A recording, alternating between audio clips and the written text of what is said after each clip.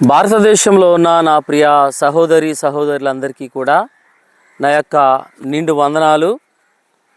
ప్రియులరా, ఇటీవల కాలంలో కొంతమంది మాత్రమే మతోన్మాదులుగా మార్చబడి తోటి భారతదేశంలో పుట్టినటువంటి క్రైస్తవులను మతం మారిన గొర్రెలని, బ్రిటిష్ వారి యొక్క కుక్కలని ఇష్టానుసారంగా మాట్లాడుతున్నారు.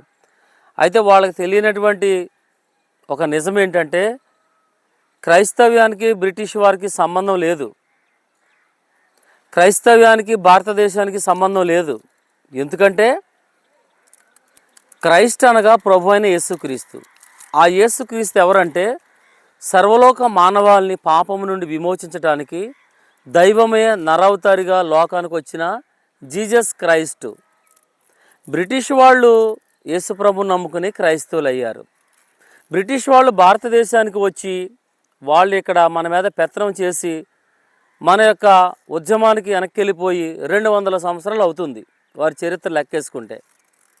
క్రైస్తవ్యం అనేది యేసు ప్రభు వారి యొక్క శిష్యుడు తోమ క్రీస్తు శకం 52లో భారతదేశానికి వచ్చి కేరళ, చెన్నై ప్రాంతాల్లో యేసు ప్రభు నిజమైన దేవుడని, యేసు ప్రభువుని గూర్చినటువంటి ఆ ప్రేమ, ఆయన జననము, ఆయన పరిచర్య, ఆయన సేవ, అలాగే ఆయన యొక్క శిలువ మరణము, ఆయన యొక్క పునరుద్ధానము, ఆయన మరలా రాబోతున్నాడని ప్రకటించినప్పుడు ఆ కేరళ మొదలుకొని చెన్నై ప్రాంతాల్లో యేసువారు చేసిన అద్భుత కార్యాలను బట్టి, తన శిష్యుడు ప్రకటించిన విధానాన్ని బట్టి భారతదేశంలో మొట్టమొదటిగా క్రైస్తవులు, బ్రాహ్మణులు, తర్వాత ఇతరులు ప్రభు అయిన యేసుక్రీస్తు వారిని తెలుసుకున్నారు.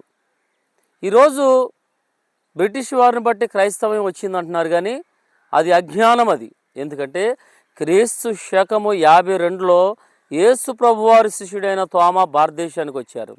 ఈరోజు చెన్నై ప్రాంతంలో చెన్నై సెయింట్ మౌంట్ రోడ్డు, ఆయన యొక్క మౌంట్కి మనకి అనేకమైనటువంటి చరిత్రక ఆధారాలు ఉన్నాయి.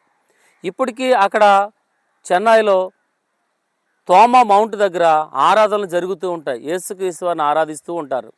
భారతదేశంలో క్రైస్తవ్యం 2000 సంవత్సరాలు కలిగినటువంటి క్రైస్తవ్యం గనుక ఈ భారతదేశంలో అజ్ఞానంగా వెక్కిరింతలుగా మాట్లాడుతున్న మతోన్మాదులు ప్రతి ఒక్కరు తెలుసుకోవాల్సింది ఏంటంటే, భారతదేశ క్రైస్తవ్యానికి బ్రిటిషర్లకి సంబంధం లేదు, కానీ భారతదేశ క్రైస్తవ్యానికి సంబంధం 2000 సంవత్సరాలు.